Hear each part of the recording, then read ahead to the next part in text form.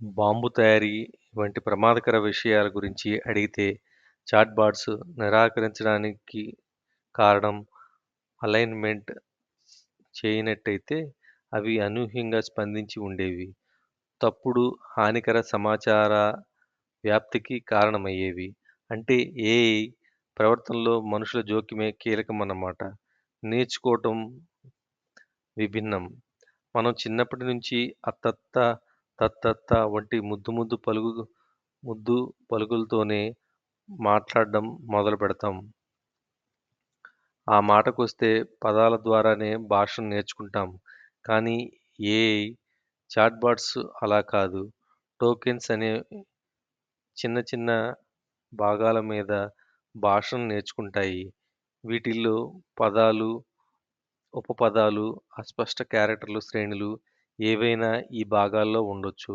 ఉదాహరణకు chat GPT అ అద్భుతమైంది అనే వాక్యం చాట్ జీపీటీ అద్భుతమైంది అనే భాగాలుగా టోకెనైజేషన్ కావచ్చు.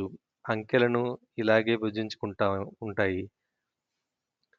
ఈ టోకెనైజేషన్ అనేది హేతుబద్ధ విధానాన్ని అనుసరించి సాగుతుంది. ఇది కొన్నిసార్లు అనూహ్య విభజనలకు, చమత్కారాలు, ద్వంద్వార్థాలకు దారితీయొచ్చు. ఆధునిక ఏఐ చాట్‌బాట్స్ సాధారణంగా 50,000-1,00,000 టోకెన్లు కలిగి ఉంటాయి. భ్రాంతులకు కొదవలేదు. ఏఐ చాట్‌బాట్స్ కొన్నిసార్లు భ్రాంతులు, హాలుసినేషన్‌కి గురవుతాయి. చాలా నమ్మకంగా తప్పుడు, అనుచిత సమాచారాన్ని సృష్టిస్తాయి.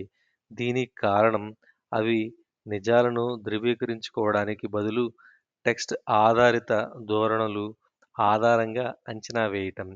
చాట్‌బాట్స్ పనిచేసే తీరు మూలంగానే ఇలాంటి తప్పులు దొర్లుతుంటాయి.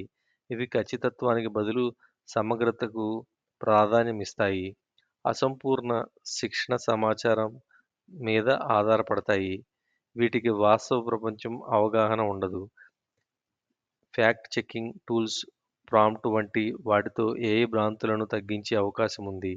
అయితే పూర్తిగా నిర్మూలించుకోలేవు. ఉదాహరణకు ఏదైనా పరిశోధన పత్రంలోని ప్రధాన అంశాల గురించి చాట్‌జీపీటీని అడిగారనుకోండి, సుదీర్ఘంగా చాలా బాగుందే అనిపించే సమాధానమే ఇస్తుంది. స్క్రీన్‌షాట్స్, లింకులను జోడిస్తుంది. కానీ వాటిల్లో తప్పుడు పరిశోధనా పత్రాలు ఉండవచ్చు. అందువల్ల ఏఐ సృష్టించిన దాన్ని అవగాహన సమాచారంగానే పరిగణించాలి. అదే సత్యమని, కొట్టి పారేయలేమని భావ్ భావించొద్దు. అంతర్గత రీజనింగ్. ఇటీవల ఏఐ చాట్‌బాట్స్ బాగా ఆదరణ పొందడానికి ఒక కారణం రీజనింగ్ ఫీచర్. ఇది సంక్లిష్ట సమస్యలను పరిష్కరించడానికి ఉపయోగపడుతోంది. రీజనింగ్ అనేది హేతుబద్ధంగా అనుసంధానమైన అంతర్గత అంచెల ద్వారా సాగుతుంది. దీన్నే చైన్ ఆఫ్ థాట్ రీజనింగ్ అని పిలుస్తారు. చాట్‌బాట్స్ అంచెలంచెలుగా ఆలోచించడానికి వీలు కల్పిస్తుంది. ఉదాహరణకు 5600 600 ఇంటూ 7000 అని చాట్‌బాట్‌ను అడిగితే సరిగ్గా సమాధానం చెబుతుంది. తీసివేత ముందు గుణకారం చేయాలనే సంగతి దానికి తెలుసు.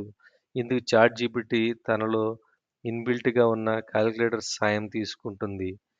ఇలా తమలోని రీజనింగ్‌ను కాలిక్యులేటర్ అనుసంధానం చేయడం ద్వారా సంక్లిష్ట పనుల్లో విశ్వసనీయతను మెరుగుపరుచుకుంటుందన్నమాట.